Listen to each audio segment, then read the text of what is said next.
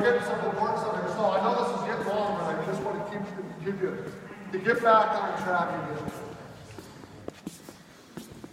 As I told you, they set a record, I said 20 years ago, they set a record last year of 26 billion. Some of this stuff we went over. Now we go to the number 3, which is healthy. Under SDG, it's called healthy sustainable. Now this is when they start going into your, remember what I said, they're gonna start monitoring your health. They're gonna start knowing how many shots you have, what shots you should get. They're gonna start monitoring you at the SDG level. So, and outbreaks of 17 cases of multi-drug resistant. Just in Minnesota, we have 17 cases that the drugs do not work on in Minnesota. Now, I just took a clip of Minnesota, so I wanted you to see this. If you look at this, there's a lot of zeros up there, isn't there? Yeah. If you look at this, there's 0 across the board, but let's look at Olmsted. This is the amount of tuberculosis in Olmsted County. In 2003, 13, 10, 15, 24, 40, it goes on and on. 171. You guys could put 80, 75 counties together and you would beat every single county when it comes to the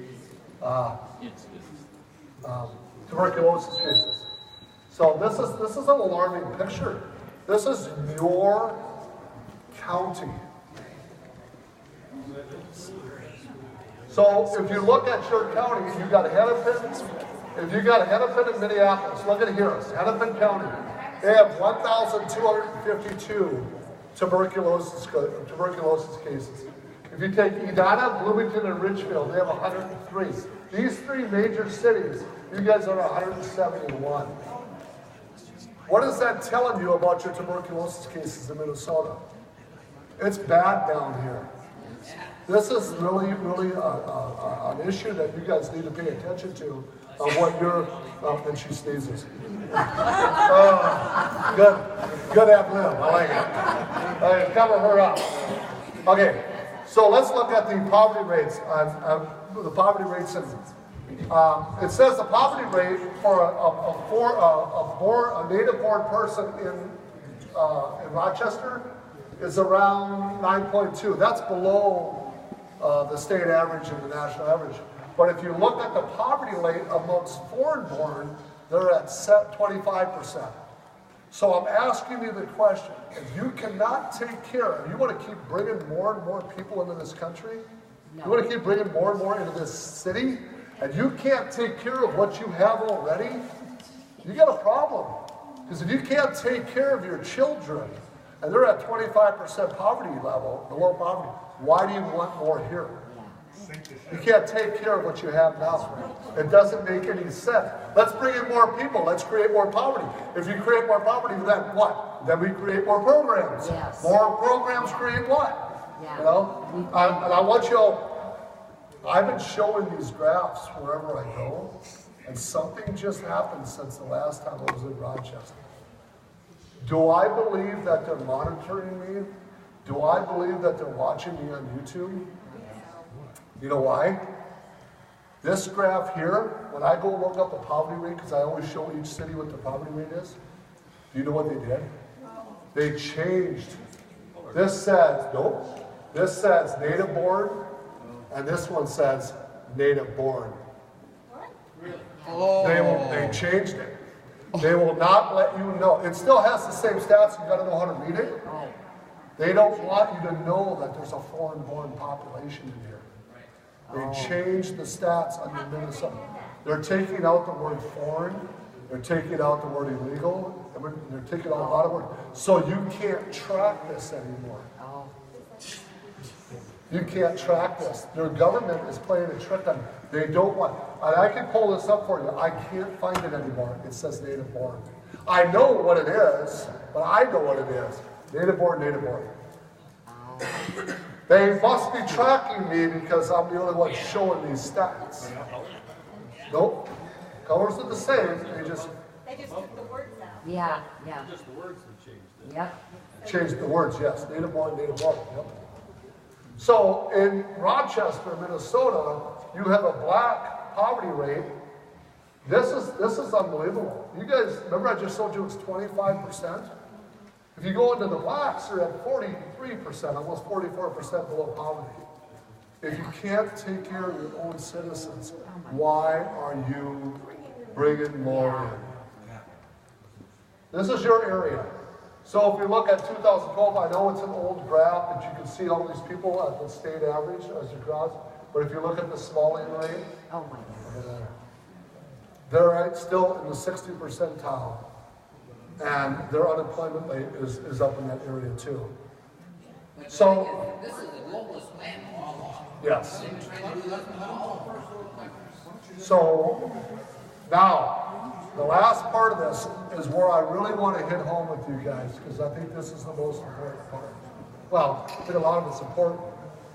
I go out and I speak. I went to Sioux Falls, South Dakota to talk about free speech. First right amendment. When they found out I was coming, they banned me from the city.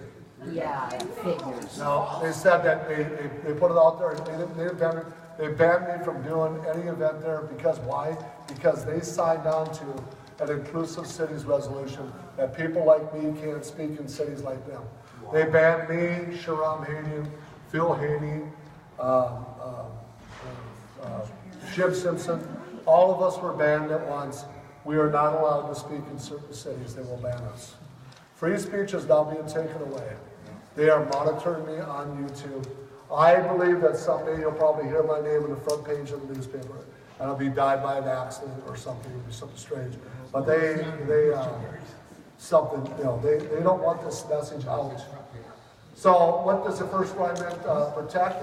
This is the First Amendment. So when I went there, and when I was in St. Cloud, they stopped me from speaking at the Legion. So they stopped I wanted to speak about, I lost my freedom of assembly, and I lost my freedom of speech. I wanted to talk about religion, I couldn't do that. And when we went to petition our own government, they wouldn't listen to us. So this is what they're doing. And you must know that this is written up in the refugee guide. It says that refugees and immigrants are entitled to the same universal rights. Where does that come from? Yeah. The United Nations. Yeah. And the fundamental freedoms which must be respected, protected, and fulfilled at all times. However, migrants and refugees are a distinct group governed by separate legal framework. See that? Refugees are in a different category than citizens. Even though they're considered citizens after when they get here, they're under the Human Rights Commission under the United Nations and not under the auspice of the Constitution. They got the Constitution and they got the United Nations Human Rights Commission protecting them. And then they got their own, in some cases, their own laws of Sharia. So it says only refugees are entitled to specific international protection as defined by the International Refugee Law. Wow. Separate but equal. They say they're citizens, they're separate but equal. That's why they get away with so much. You know, we hear about stuff they do in the news because they are protected under international law. So the term Islamophobia, we hear that a lot. And I like the ending of this. It says a term of abuse invented in the early 1980s. And they did. They invented this in England in the 1980s. A guy, I think his name is Tom Phillips, if I remember right. He wished he never would have coined that phrase. But he said the International Institute of Islamic Thought, IIIT. Where does that come from? Sharia. The explanatory memorandum, the IIIT, is on the Holy Land Philotronic. They're another one of the unindicted co-conspirators along with CARE. Did you know that? Listen, an unindicted co-conspirator, they're the ones out of Herndon, Virginia, they're the ones who created the word in America to stifle your First Right Amendment. It was used as a weapon to stifle your free speech, to subvert the Muslim Brotherhood, to characterize as a phobia, irrational fear of hatred, what is actually a sane, justified, and moral correct response to the evil that Islam is. And I believe that.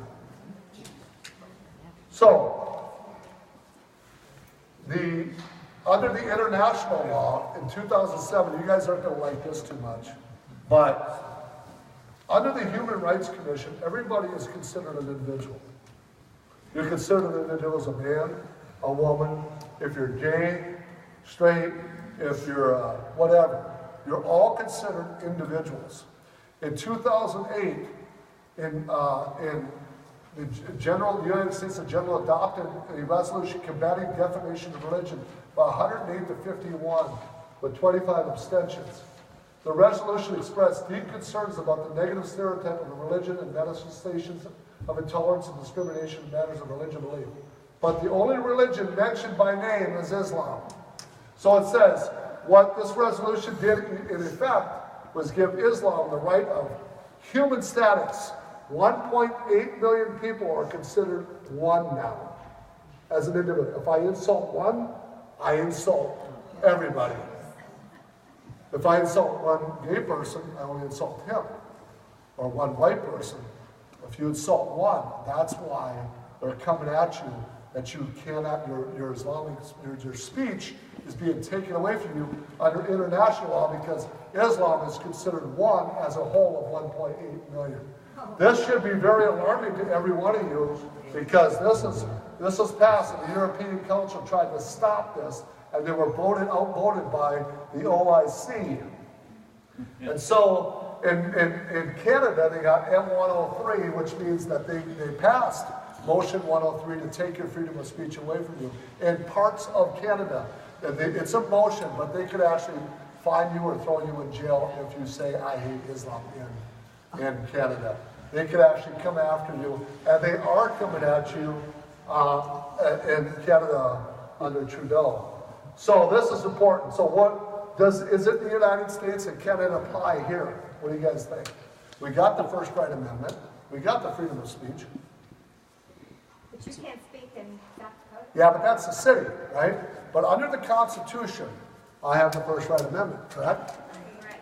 So, in 2005, and we're going to push it to 2011, Hillary Clinton goes to a closed-door meeting, and I wish I had the video. We don't have Wi-Fi. It's a 4-minute video. You guys can look this up, Hillary Clinton and the United Nations 1618. She signed on to a resolution 1618, defamation of religion. She was in a closed-door meeting with Exotoglu, that's this guy right here, and a closed-door meeting head of Turkey, Ahmetlik Exotoglu, the head of the OIC. Closed-door meeting. She came out of that saying, I don't want to bring this to the United States because it's going to destroy the First Right Amendment. She goes into a closed-door meeting. She signs on to United Nations Resolution 1618. She brings it back to the United States. Remember, it cannot pass, right? It's in violation of the First Right Amendment. Yep. So what do? They backdoor it, don't they? In 2015, day after Christmas, over 100 Democrats signed onto House Resolution 569. The defamation of anybody who says anything towards Islam can be fined or thrown in jail. Over 100 Democrats signed on to that resolution in 2011. This was my video and I can't get.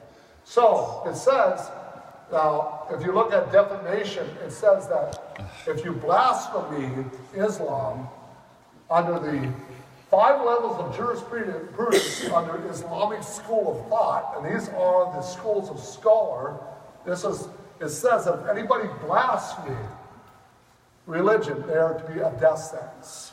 So in most countries that have Sharia, if you say I hate Islam, it is a death sentence at all levels of Islam. This is in the religion, this is obligatory. So if they got Sharia law here, this is obligatory. You will be killed or subjugated until you convert or repent. So this is there. So under Hanbali, Shafi, Malaki, all of them, so the death sentence says the punishment is death.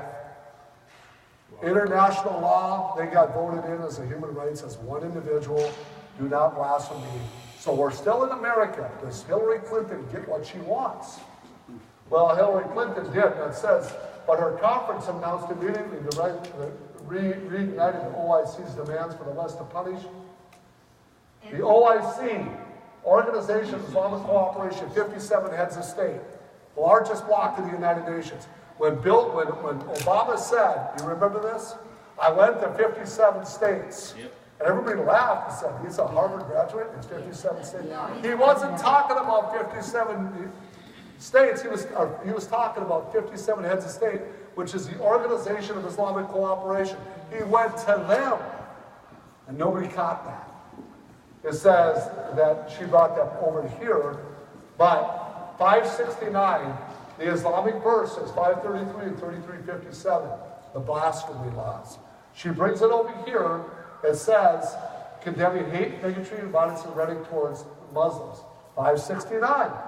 So, does that mean anything? No, it means nothing. 100 Democrats signed on to it. It means nothing at this point.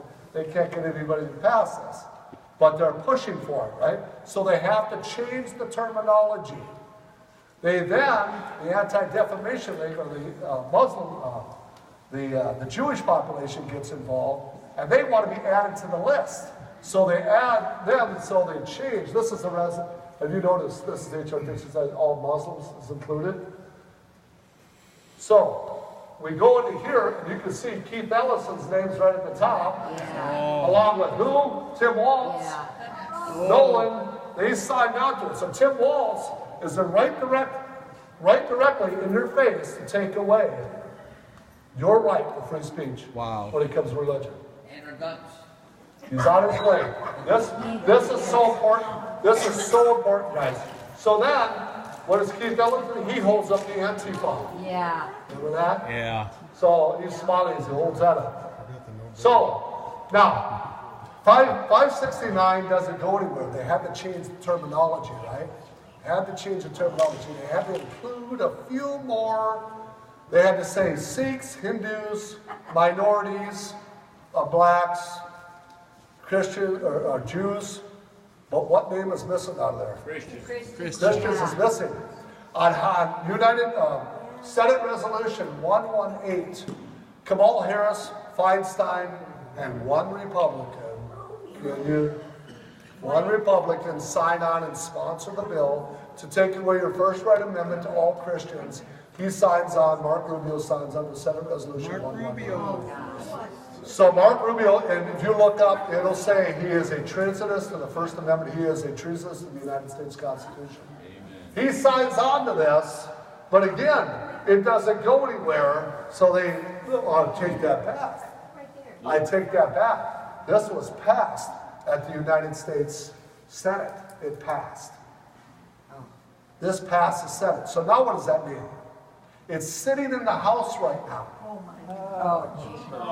This close. They got 67 signatures, 42 of them are Republicans right now, and they're getting more and more signatures. They just reignited it in March of this year. They brought it back up, and they didn't table it, brought it back up. If this passes, House Resolution 257, this is Mark Rubio, he passes this. Oh, and what's really interesting about 118, before I go to 257, who wrote 569? Was it our government? No, look who wrote it. The organization of Emerge USA. The former USA, a Muslim organization. Two Muslim organizations wrote United States Resolution 118. Two Muslim organizations wrote Senate Resolution 118. They weren't your politicians that wrote it. They wrote that. And these senators, look at, they signed on it. They were excited that that happened. They elated. They cheered Feinstein and Rubio for what they did. They commemorated their hard work. So, did your politicians write this? No, they didn't write that. 257. So now it goes to the House. Now it's sitting in the House with about 67 signatures. And they're gaining more and more signatures as time goes on. The violence targeting or animus. What does animus mean? Ill thought. If you think something. It's an ill thought. If you thought or read it. It's if they can go at you for an animus. It's a hostile feeling. That's how they're going to do that red flag deal. They'll use that on that red flag deal and get our guns for it. That's what's going to go on. That's all they're using. You have a question? Well, I was just gonna say, I saw that in China, they actually had, they want to put in like 600 million cameras, so they can track your feelings, they can, Yep. everybody sign I- up. yep. So they'll know what you're feeling. Wouldn't Trump have to sign up? Yes, I do No, I remember. just saw that. It's true. I remember that. Hate So- thought, hate thought, not hate speech. Hate speech, hate thought, it's called hostility to hate thought, yeah. So now we're sitting in 257, and now it's sitting in here, and you can read it. This is the actual bill. States aims the United States stands against condemning hate, evil, all forms rejects hate, motivated crime, and attacks practice of society. But really, what's interesting about this is 257, but it does not mention. It only mentions white supremacy. It doesn't mention Black Lives Matter. It doesn't mention any. It mentions only. Why? Because you remember, I think it was in North Carolina when that KKK ran into that crowd. They wrote that right after that. So they added Jews to this. And then the Anti-Defamation League is the architect of hate crime laws in Western civilization. So Ban Ki-moon, remember he was the head of the United Nations, is an ambition of international sanctions against national, which do not enforce laws against intolerance. So they don't, read that again. United Nations Secretary General Ban Ki-moon assured the Anti-Defamation League that the United Nations shares its ambition of international sanctions against nations which do not enforce laws against intolerance. So that's Sharia right there if you're dealing with that. But that's the Anti-Defamation. The Jewish League wrote that. And then, so now you've got these cities signing on to what they call the Mayor's Compact. There's over 300 mayors that signed on to this. Sioux Falls, South Dakota signed on to that. That's why I couldn't speak there. The Mayor's Compact was written by the Anti-Defamation League, standing up against racial discrimination, and it goes on. But it only says Jews, Muslims, Sikhs, and minorities. It does not mention Christians. Minneapolis signed on to this too, but they signed on to this, and the author of the Minneapolis Council, Betsy Hodges, signed on to this in a resolution. And then, in number one, the city that does this expressly rejected extremism, white supremacy, and all forms of bigotry. But here's what Minneapolis did. It encourages residents in their communities to report hate crimes and crimes, including using hotlines and online tools. Yep. Nazi Germany. So when did that happen last? Nazi Germany, when the kids were told to go after their parents because their parents, so what they're doing is they're teaching you in schools, they're teaching these kids that you must, when you hear these things at home, when you hear your grandfather and mother talk about this, you must report it to the school. The schools will then report you to a hotline. The hotline will have you investigated. Stalin did that. And this is happening here, right here in Minnesota. So what can they do to you? Just harass you? Yeah, but you're being investigated by the federal government. Oh, God. Hey, there's an app you can So download. this is against, we're going to end this right here. Okay. This is against the McCarran Act of 1952. This is against the McCarran Act. If we stick to this, this will all be gone. But the problem is people don't know that Section 2212 of the federal government says that if anybody comes into the United States, spreads their literature, spreads all this stuff out there, they are to be banned from the United States. Was that George Soros's picture? No. How come that's not really? Looks like it. He was younger. Well, because people forgot about it, they don't read their history. Okay, two things before we head out of here. I hope you learned a little bit. And Phil, is Phil still here? He had to leave. He had to leave. Phil Parrish left. Oh, I was gonna. Okay, here's the deal. I got a weapon here in your room, and I think this is really important for you guys. You guys have somebody in your midst in this community, and she can be a real whistleblower.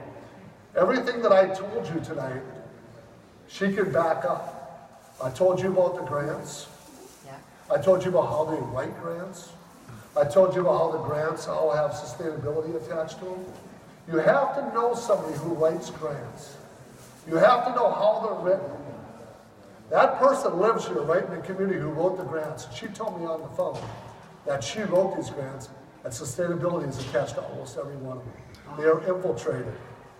She is your asset. I think you guys need to sit down here for an hour, 2, and ask her and pick her brain.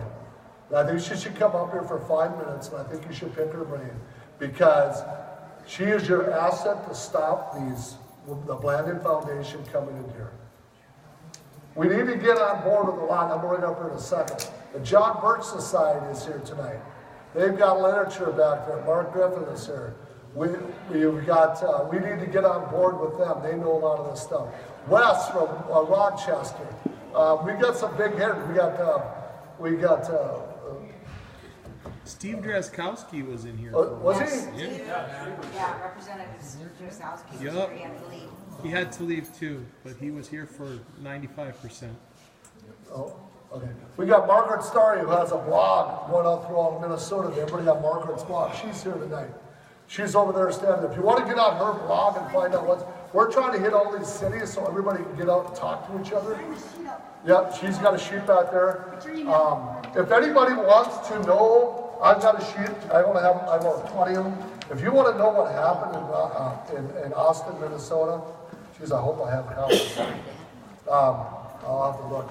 But it's a really good story. We're going to be putting that on her blog. But just before I leave, so I want to introduce this. I think she's a whistleblower. I think she's your tool here. So the one who asked me to come here tonight is Bev. And we need to have her come. She knows this inside and out because she wrote the grants. So let's pick her brain.